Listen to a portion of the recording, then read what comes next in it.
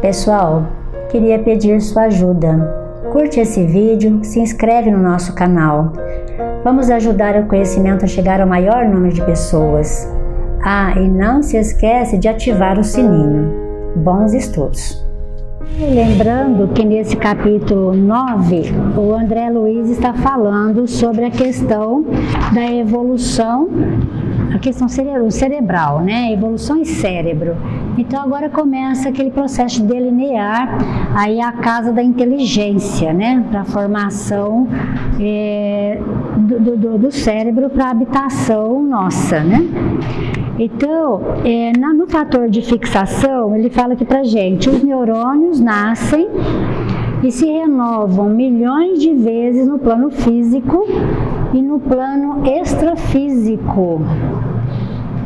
Na estruturação de cérebros experimentais, com mais vivos e mais amplos ingredientes do corpo espiritual, quando em função nos tecidos físicos, até que se ergam em unidades morfológicas definitivas no sistema nervoso.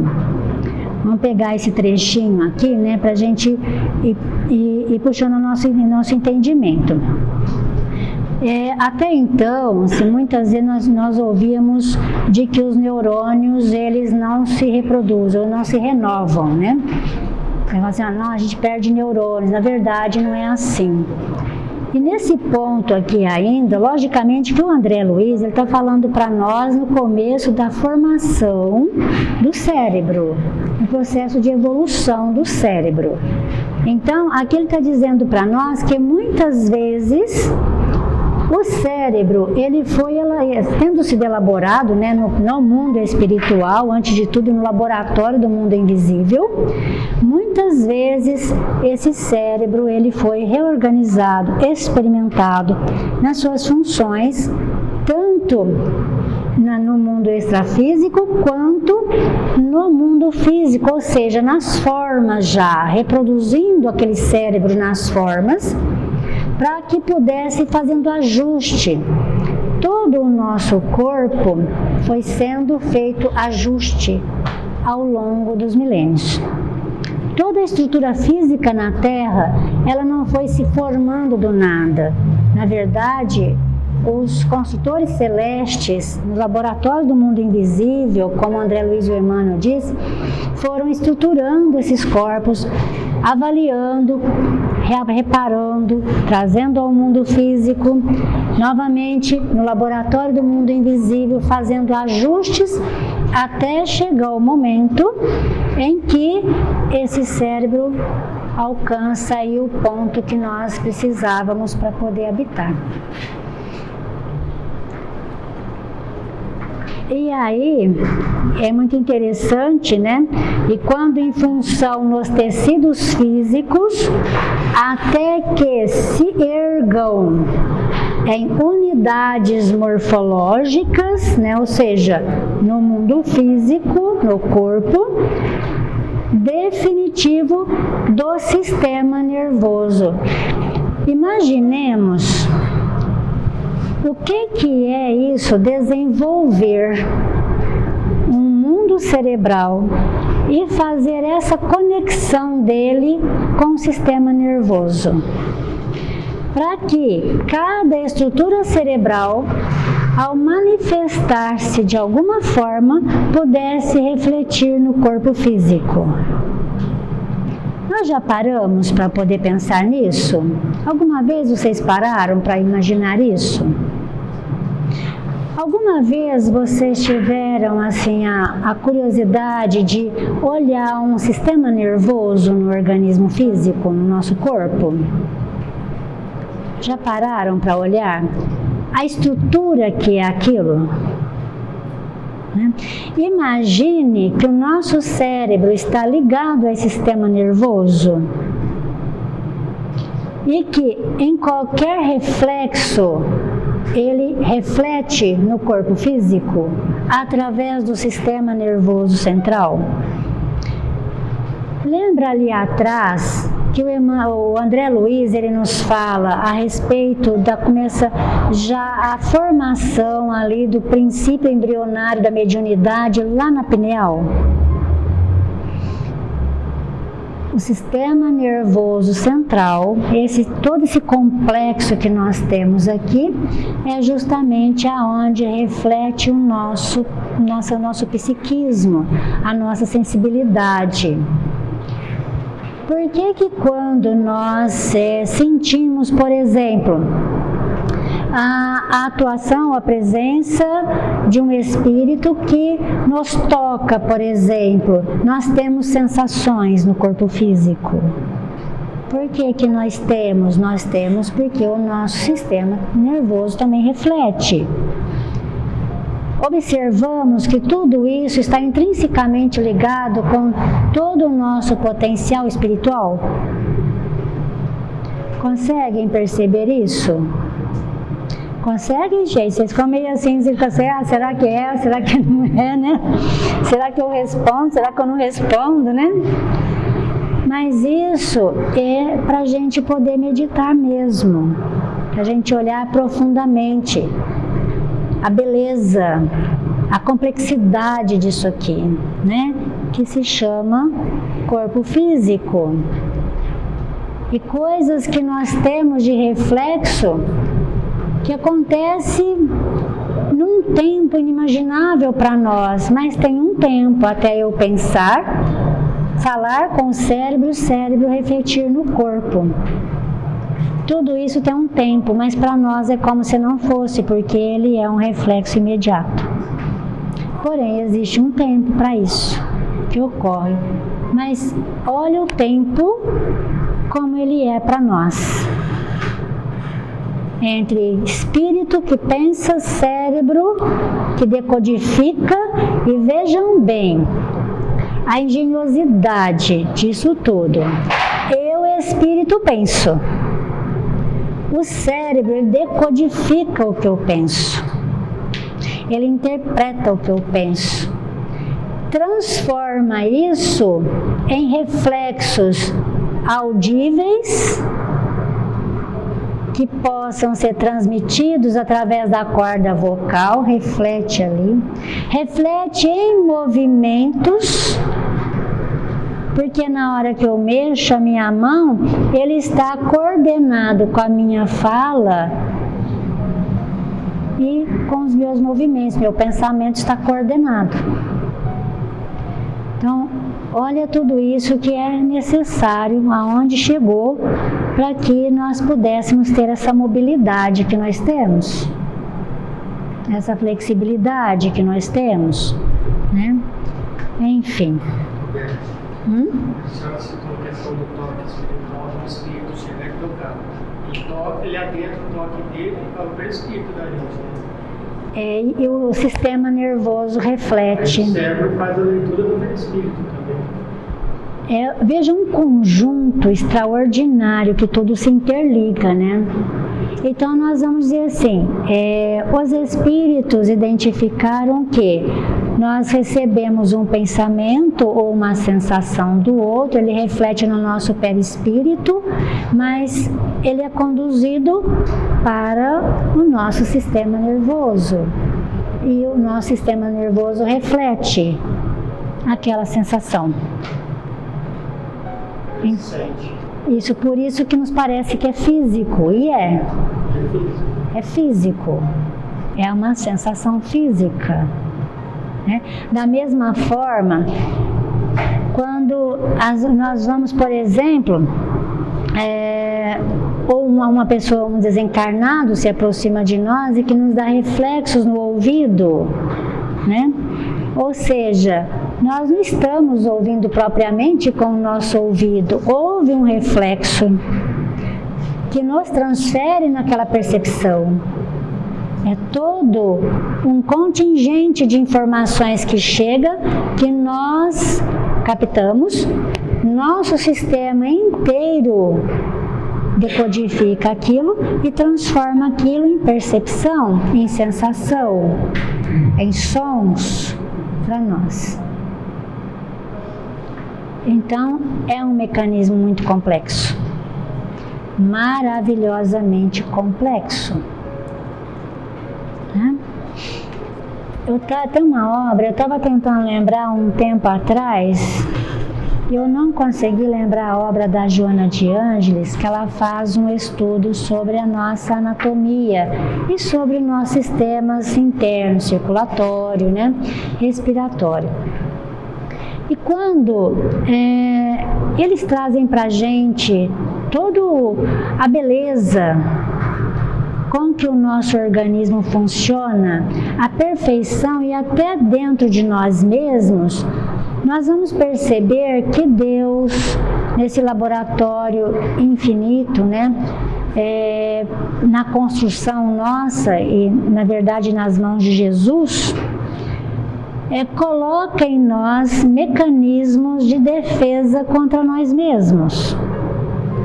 Por exemplo, ao longo de toda a cadeia sanguínea nossa, nós temos filtros que funcionam para aquilo que o nosso sistema digestivo não consegue cercear. Imagine que todos os nossos órgãos do sistema metabólico, eles são programados para fazer filtragem. Não só para metabolizar, mas para filtrar. Isso faz o nosso rim, não faz? Ele filtra para que todos aqueles elementos não caiam na corrente sanguínea. O nosso fígado faz a mesma coisa. Ele filtra para que elementos não caiam na corrente sanguínea. Nós temos uma pessoa em tratamento aqui na casa, né? Ele teve um problema no fígado, não chega a ser uma cirrose, é um processo mais medicamentoso, né? E o fígado dele começou a não filtrar as toxinas totalmente, então as toxinas caíam para a corrente sanguínea. E isso trouxe um problema de confusão mental. Então, como ele tem que tomar remédio agora, todas as vezes que desregula de alguma forma, ou o fígado se desregula um pouco mais, ele fica atrapalhado mentalmente, porque as toxinas do fígado, elas vão para a corrente sanguínea e passam no cérebro da perturbação mental. Então, o nosso fígado, ele é um filtro, mas além dele, do rim, né, que nós temos como filtros, durante todo o trajeto da corrente sanguínea, em vários pontos nós vamos ter também filtragens, como esponjas, a gente pode dizer assim, para tentar filtrar ainda tudo aquilo que a gente excede. Então, nós olhamos para isso tudo e nós vemos que em tudo na criação, a providência coloca coisas para nos proteger de nós mesmos. Seja no desmatamento, né, que nós temos, acabando aí com as nossas árvores, mas aí a providência colocou a nossa maior fonte de oxigênio aonde? Nas algas, no fundo do mar. Aí nós vamos acabando com a nossa água. A nossa reserva maior de água está onde?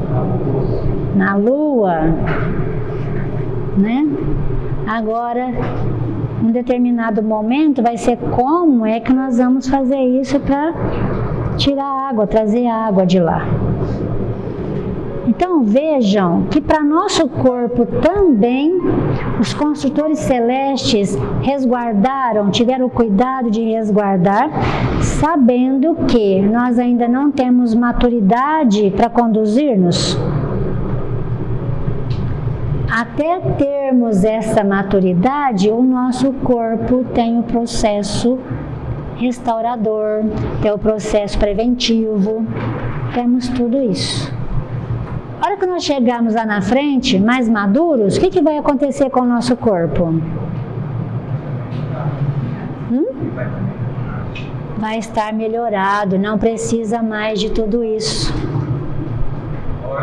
alguns órgãos já vão deixar de existir, não há necessidade. Né? Aliás, o Guedes falou um negócio agora de órgãos que vão deixando, né, a necessidade de existir. Quando eu estava na faculdade, né, então tinha uma matéria lá, eu não me lembro qual que era agora, e foi uma coisa assim extraordinária, né, o conhecimento que nos traz. O professor ele disse assim que no nosso corpo nós já temos agora alguns órgãos que vão perdendo a sua função principal, né? Por exemplo, a questão do apêndice nosso. Era uma glândula que tinha uma funcionalidade maior enquanto os corpos eram mais brutos, primitivos, né? E aí o que acontecia? O corpo mais curvado, então essa glândula ela se apoiava aqui na musculatura da barriga. Conforme o corpo foi levantando, então começou a se formar aqui na parte de baixo uma pleura e se fortalecendo para segurar os órgãos. E como essa glândula ela fica mais embaixo, então o que acontece? Ela ainda sofre a pressão dos órgãos, então é isso que leva àquela inflame, que faz com que nós tenhamos problemas com ela. Não que ela não tenha função mais no nosso corpo, mas não aquela função primordial, né, dos corpos mais primitivos. Tal como ainda, né, que ele disse aí, o nosso cóccix é uma lembrança da cauda, né, para falar bonito, né, isso, para ficar mais bonito. A lembrança da nossa cauda, que ainda tem um toquinho ali no final. Por isso que a gente fala assim que esse ossinho é o ossinho da miséria, né? Cair, bater ele é uma coisa tenebrosa, né?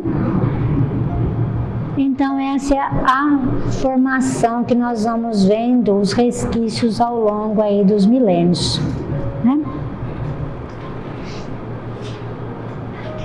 Demonstrando formação especialíssima, porquanto reproduz mais profundamente a tessitura das células psicossomáticas, o neurônio é toda uma usina microscópica, constituindo-se de um corpo celular com prolongamentos, apresentando núcleo escassa, cromatina, e um nucleolo, tá?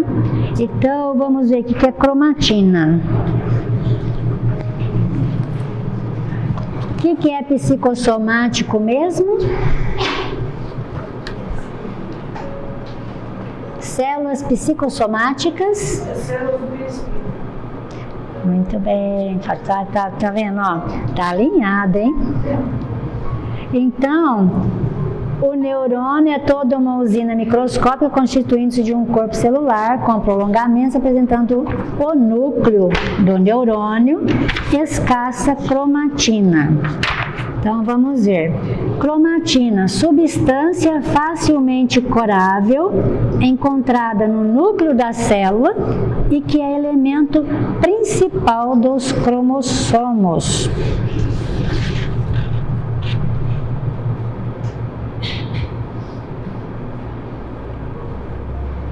Olha o outro lá mesmo. E o nucleolo. O nucleolo a gente já viu semana passada, né? Que é um pequeno núcleo, não é isso? Ninguém responde, Rosimir. Só você que responde, ó. Tá todo mundo pensante, né? Nucleolo, pequeno corpúsculo no interior do núcleo das células, cuja constituição difere da do núcleo próprio. Ou seja, um nucleolo diferente dentro do núcleo das células. Vocês já viram uma célula, o tamanho? Eu nunca vi também. Mas é microscópico. Como que uma célula tem um outro núcleo diferente? Tem um núcleo com um núcleo diferente, de constituição diferenciada.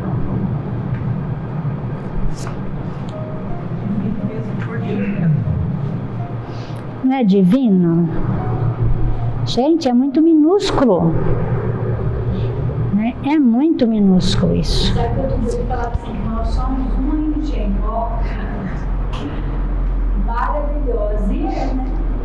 É maravilhosa essa engenhoca mesmo. Gente, porque funciona de uma forma extraordinária, né? Eu fico pensando, e às vezes isso me traz assim, essas reflexões, tá? Só o movimento de andar. Vocês já viram? Pararam para olhar para vocês mesmos? Quantas coisas que nós fazemos, quantos movimentos que nós fazemos no simples ato de andar? E andar, falar, enxergar, ouvir. Tudo, né? Enxergar. Eu estava pensando isso hoje, ó. Tudo junto. Você anda, você fala, você enxerga, você escuta. Tudo junto. Olha que fantástico. Vai pensando aí. Vai pensando junto. Come também. Come. Pisca. Tudo junto. É uma engenhoca fantástica. Vai comendo, vai pensando. Vai comendo, vai pensando. É muita informação ao mesmo tempo no corpo. É muita informação e que consegue ser organizada, né?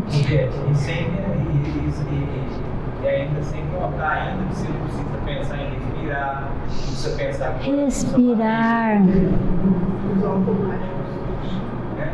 Respirar. Olha só, até hora que a gente até esquece que está respirando, né? Eu falo assim, deixa eu respirar.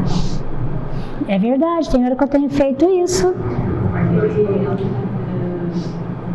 Um pesquisador, Steve Hawking, que faleceu, que físico, que ocupava a cadeira de Isaac Newton, tinha aquela doença que ele foi formado, e tem uns livros dele, ele fala que o universo é um macrocosmo.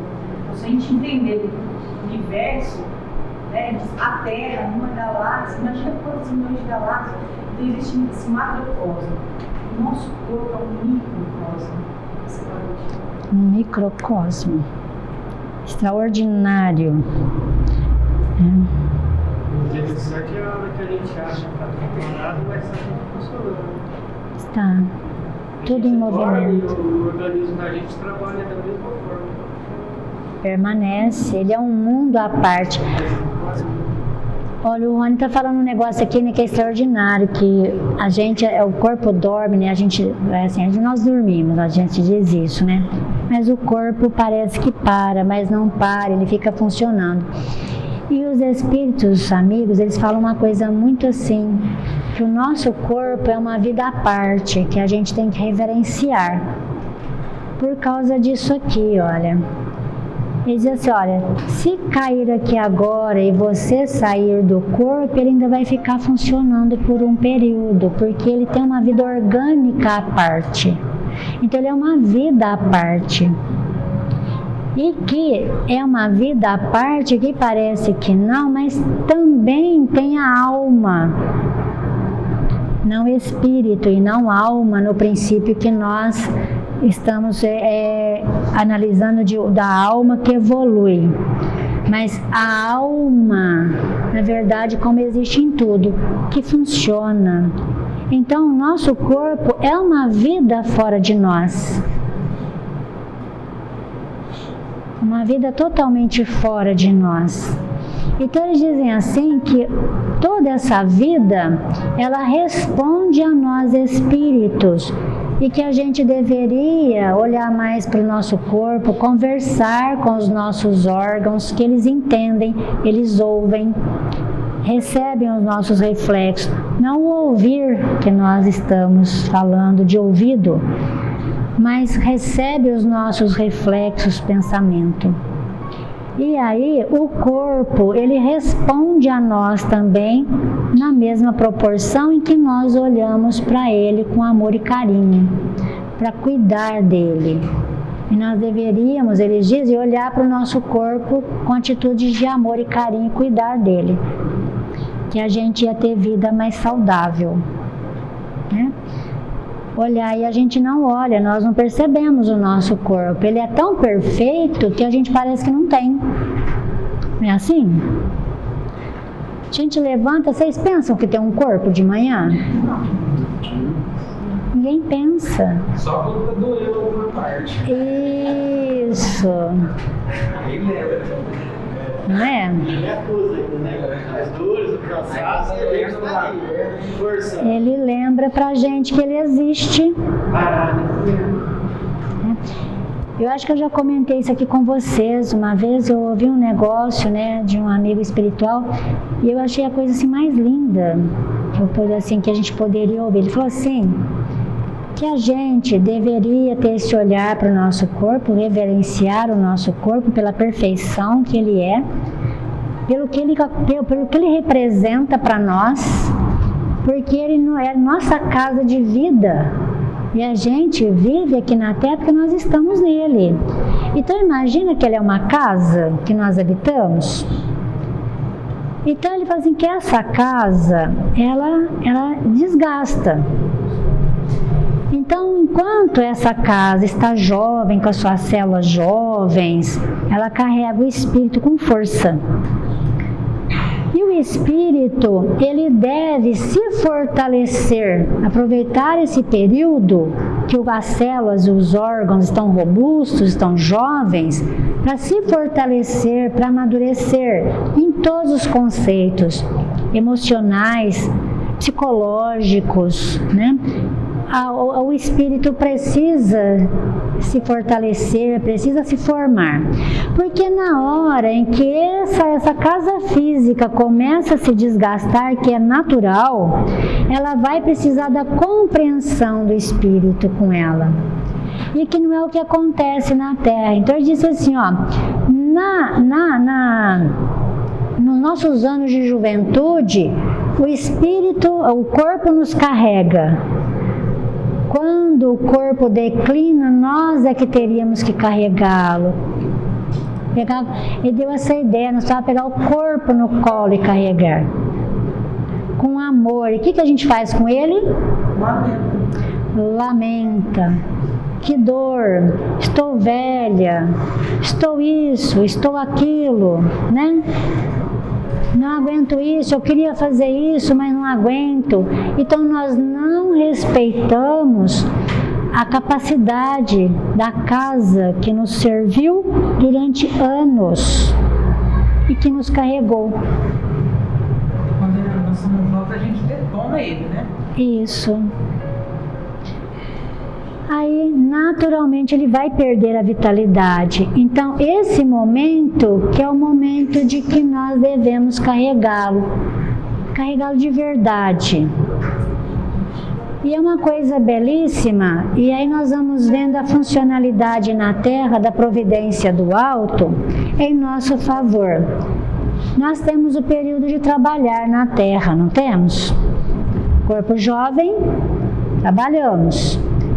Quando o corpo começa no seu decréscimo, o que a providência divina nos deu?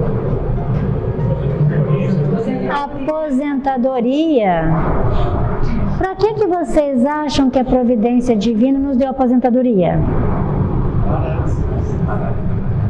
Para parar, desacelerar e cuidar, porque o corpo não vai aguentar. Então nós achamos que essas coisas, na verdade, são coisas dos homens, mas isso tudo é inspirado pelo alto, em favor da sociedade terrestre.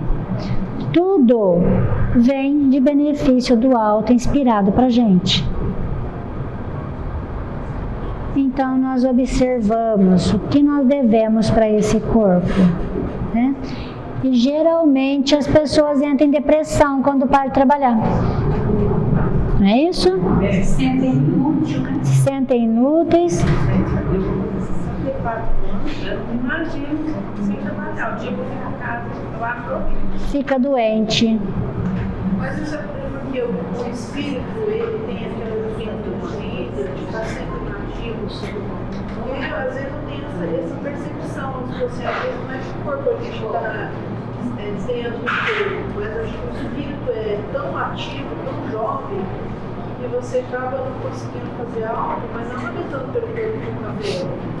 E acho que o espírito é mais ativo do que você gostaria de.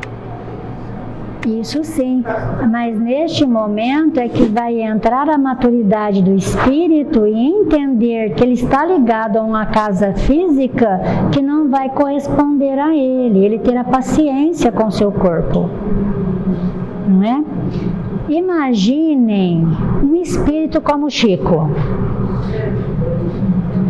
Imagina, eu vou nele muitas vezes, tá? Imagina esse espírito, quão jovem que ele se sentia, mas quanto que ele respeitava as limitações do corpo dele. Entendem? Nunca reclamou. Nunca reclamou. É esse aprendizado que a gente precisa trazer, né? Porque se nós não trouxermos esse aprendizado, a gente fica reclamando do corpo. Ah, hoje eu tô com dor aqui, eu tô com dor ali, né? O joelho desgastou, é lógico, vai desgastar mesmo com o tempo. A nossa musculatura vai ficar mais flácida, nós vamos ter dores, vamos ter cansaço, mas o corpo te pede isso. A atenção para com ele. Entendem aonde está a nossa maturidade em lidar com o nosso corpo? Pensar como espírito, né? Porque senão realmente a gente se sente inútil, como a Terezinha disse. Mas o espírito é inútil?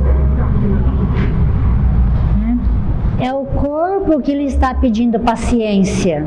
Uma limitação. Está falando, tem limitação agora. Devagar, devagar e cada vez mais devagar.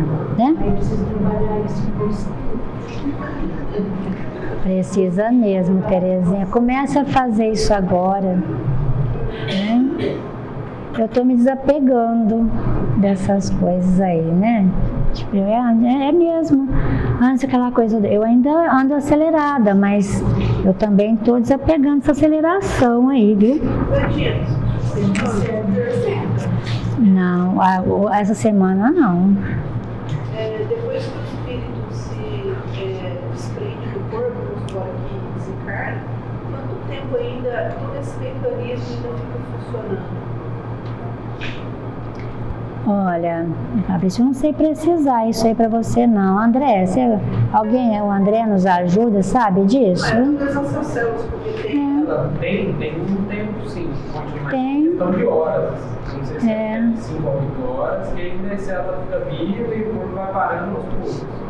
Porque tem muita célula que depende do oxigênio, se você não respira, Agora, a morte total do corpo, né, o desligamento total dele, parece que leva até 8 horas. Afinal, né? E todas as células deixam de viver. Eu acredito que por aí mesmo. Por isso que o Emmanuel, né, ele recomenda assim, esperar um tempo, né, dar esse tempo aí, mas é por causa da casa orgânica também, né? Para poder fazer o desligamento, né, do espírito, né? Do espírito do corpo. E lá na cremação, ele diz que demora 72 horas para cremar uma pessoa. Isso. Crema antes desse período. O Emmanuel tem essa recomendação, viu, das 72 horas. A morte cerebral, o corpo, depois as células ficam por si próprias. Fica orgânica. Elas vão morrendo aos poucos. Vai parando aos poucos.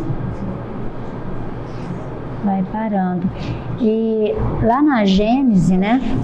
Quando fala dessa questão, né, do desligamento do corpo, todo o processo do desligamento do espírito com o corpo, ele inicia pela extremidade dos pés. Então, são os laços mais, se a gente pode dizer assim, mais frágeis, né? São os laços menores, até chegar na condição cerebral, né? Que é onde está o nosso laço mais forte com o corpo, onde está a casa mental. Eu presenciei um desencarne muito julgado. O primeiro teste que o médico fez foi o toque de uma agulha na sola do pé, no calcanhar. Ele falou que se tiver ainda um pouquinho de vida, a tendência da pessoa é puxar a perna. Porque é um dos lugares mais frágeis que tem no corpo. É a sola do pé. Betinho, quando acontece uma morte cerebral que ele está falando, o que é essa explicação espiritual do espírito? Porque se o cérebro é o que comanda o corpo e aí é o espírito que comanda o cérebro, o que se explica isso espiritualmente? A gente pode deduzir que nessa fase aí, o espírito já fez o seu desligamento, que só está mantendo ali, porque está oxigenando, como o André nos disse, muitas células e órgãos dependem da oxigenação. Então, se ele está oxigenando, esses órgãos e células ainda ficam mostrando sinais vitais, mas vitais da vitalidade orgânica. Então, o cérebro já não está mais com estímulo, né? Já não corresponde mais. Significa que muitas vezes ali o espírito já se desligou. Já. Por isso hoje tem meios de medir isso, né? A frequência cerebral. Porque se o espírito estiver ligado, tem frequência cerebral. Se não tem, é porque o espírito desligou. Ele só está realmente com a parte física, né? Em que mantenha os órgãos em funcionamento. Mas normalmente quando se observa isso, né, e a medicina consegue ver, não leva um tempo muito grande, né? Mesmo porque até mesmo a parte orgânica, ela não vai se manter muito tempo sem a presença do espírito. Então, quando eles verificam que houve parada de sinais vitais mesmo, aí é uma questão de pouco tempo realmente para o corpo realmente começar a reagir. Então, por isso que eles já dão falam, já teve morte cerebral, vai desligar mesmo, mas é nesse momento onde param os sinais vitais e não demora muito tempo para isso. Quer dizer que uma família que escolhe manter a pessoa ligada nos aparelhos, ela não está prejudicando o espírito já se foi? Não. Eu achava que prejudicasse, que mantivesse ele preso ali. Agora tem que ver se essa questão, assim, se a medicina permitiu que o corpo, porque está tendo algum sinal vital ainda, né? Porque se não tiver nenhum, a própria medicina já diz, realmente já não tem mais jeito. Se tiver algum sinal vital, até mesmo a medicina hoje tem essa ética, né, também de não desligar, porque significa que ali tem vida ainda. E é antiético ir lá, né, porque é eutanásia, ir lá e desligar. Desde que tenha um sinal vital, a medicina não desliga, tá? Se cessou o sinal vital, aí sim a medicina dá como realmente não tem mais jeito. Porque não tem mais estímulo espiritual ali. Significa isso, né? Acha-se o núcleo cercado de protoplasma, em que há mitocôndrios, neurofibrilas, aparelho de Golgi, melanina abundante e um pigmento ocre, estreitamente relacionado com o corpo espiritual, de função muito importante na vida do pensamento, aumentando consideravelmente na madureza e na velhice das criaturas, além de uma substância invisível na célula em atividade, a espalhar-se no citoplasma e nos dendritos, facilmente reconhecível por intermédio de corantes básicos quando a célula se encontra devidamente fixada.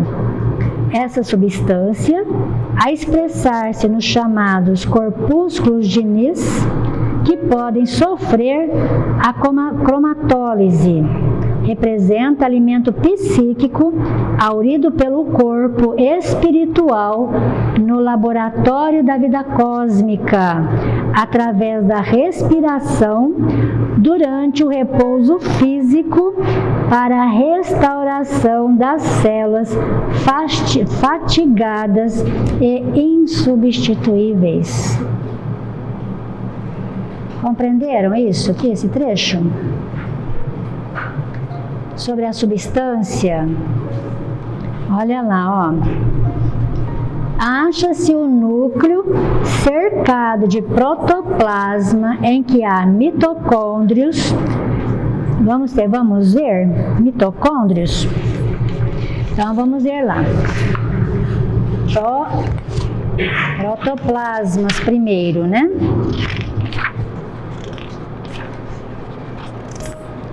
Protoplasma, substância gelatinosa que constitui a massa celular, sendo a base das funções vitais da célula, tá?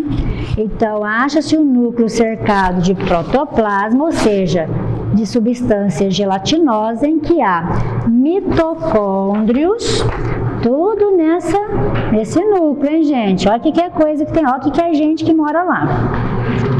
É muita gente morando no mesmo lugar, né? Invisível.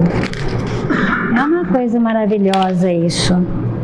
Mitocôndrio, corpúsculo presente nas células, no qual se efetuam processos respiratórios e metabolismo dos ácidos graxos. Nas células com capacidade energética, como as musculares e as nervosas, o número de mitocôndrias é elevado, tá? Então, veja lá, por que nós temos ali, nós vamos terminar de ler o mitocôndrios, vamos ver lá o que é agora neurofibrilas, tá? Neurofibrila, diminuto elemento da fibra nervosa, cuja função ainda não foi devidamente esclarecida pela ciência. O André Luiz falando, hein? Aparelho de Golgi. Vamos ver o que é Golgi. Aparelho de Golgi. Será que está no ar? Vamos lá.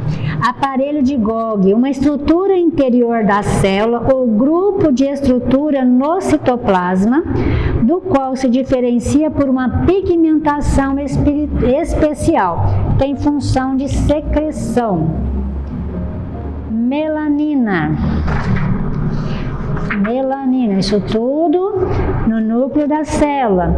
Pigmento escuro existente na pele, nos pelos, na retina e no coroide, membrana conjuntiva do olho. Tem função protetora contra as radiações solares. Então, ó, acha-se o núcleo da célula cercado de protoplasma, em que há mitocôndrios, neurofibrilas, aparelho de Golgi, melanina abundante, um pigmento ocre. Ocre é uma cor, né? Aquela cor mais parece para alaranjada, não é isso? Amarelada, mais escurinha, marronzinha. Puxado para o marrom, né? Estreitamente relacionado com o corpo espiritual. O que é o corpo espiritual? Perispírito. Está na célula, gente. Por isso que o André Luiz, numa das obras, que eu não me lembro agora, se é Mecanismo da Mediunidade, quando ele fala assim, ó, aonde está localizado o nosso perispírito? Vocês sabem onde está localizado? Só relembrando que nós já falamos sobre isso aqui. Ele está nos nossos órgãos, células, por isso que ele está ligado aqui, olha. Melanina abundante e um pigmento ocre estreitamente relacionado com o corpo espiritual, no núcleo da célula. Então, André Luiz nos diz que o perispírito está localizado nas células, nos órgãos, na corrente sanguínea, na maior parte, e em nosso entorno, o que a gente chama de aura. É a emanação perispiritual. Então, entenderam onde está ali o nosso perispírito? É físico. Por isso que o André Luiz lá atrás nos diz que o corpo físico e o corpo espiritual está intrinsecamente relacionado e ligado um ao outro, possuindo as funções semelhantes, órgãos semelhantes. Viram ali no parágrafo anterior que André Luiz nos fala que os neurônios se renovam no mundo espiritual, no corpo psicossomático? Então, quando ocorre essa situação assim, que a gente entra no desdobramento do perispírito do corpo físico tem um descanso maior, né? Quando o espírito está fácil, porque parece que ele vai lá, põe no carregador, recarrega, voltar, ele soma com o físico e agrega um bem-estar maior. Seria isso também? Quanto mais profundo é o sono, mais restaurador é o corpo. Não o sono provocado, porque eu tenho conversado com muitas pessoas que têm sono profundo porque tomam remédio. Não é esse sono. Nós estamos falando de sono profundo natural. Aquele que é provocado, nem sempre o espírito vai para longe do corpo. Muitas vezes ele fica do lado do corpo. A maioria dos relatos de quem toma medicação para dormir, tem outro dia parece que não dormiu nada. Entendeu? Fica cansado, o corpo parece que trabalhou o dia todo. Não recuperou. Não consegue descansar. E olha o que ele nos traz aqui nessa informação que o André nos falou. Por que dormir? Por que nós precisamos do sono? O corpo precisa desse refazimento. É o mecanismo com que a providência também nos garante a vida terrena. Então o corpo dorme porque ele precisa reaver-se em todo o seu sistema, recuperar-se. E o espírito precisa sair do corpo também para recuperar-se. Por que nós falamos assim que todo problema a gente tem que deixar para o dia seguinte, depois de uma noite de sono a gente soluciona os problemas? É ditado popular, não é isso? Mas é verdade. Nós olhamos os problemas humanos nossos do alto. E no momento que a gente olha do alto, a gente abarca um espaço maior, um âmbito maior sobre o nosso problema, nós vamos vendo que ele não existe. Ele é circunscrito na nossa preocupação, nós estamos dentro dele. E além disso, nós conversamos com pessoas que nos ajudam fora do corpo, que nos guiam, que nos orientam. Eles também têm uma visão mais ampla sobre aquilo que nós estamos passando, também vão nos orientar.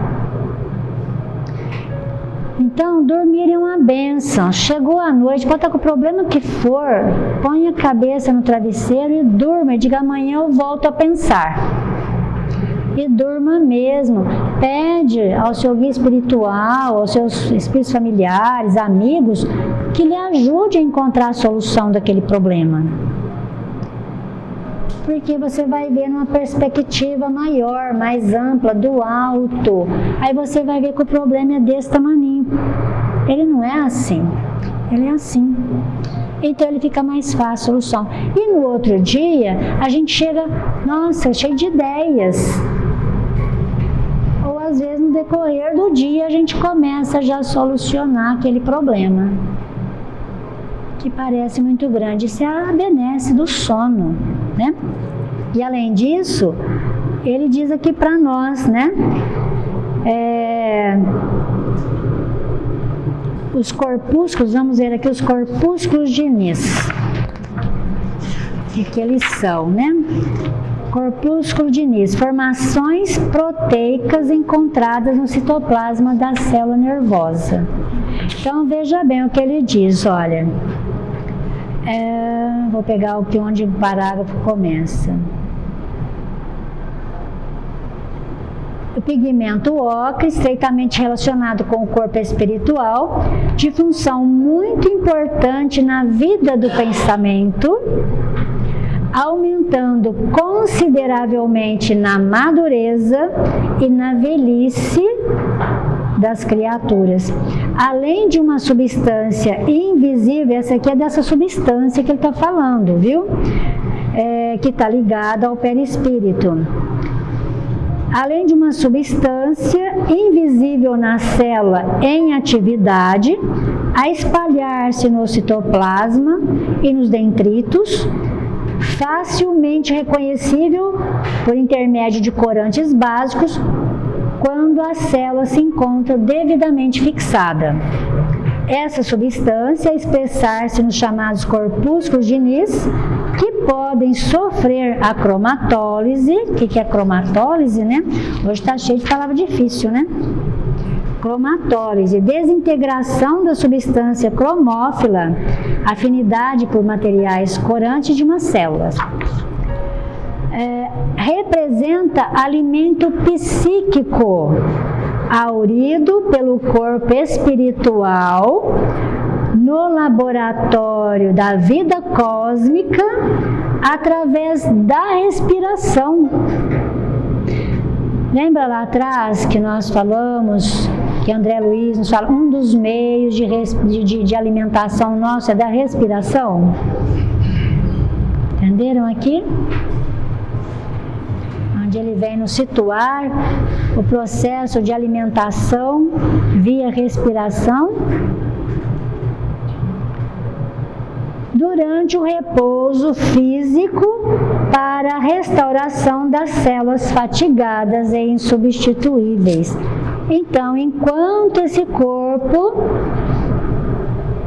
ele dá uma parada, ele diminui as suas funções, o próprio processo respiratório dele, dentro dessa usina microscópica do núcleo celular, faz o processo de reabastecimento, de revitalização,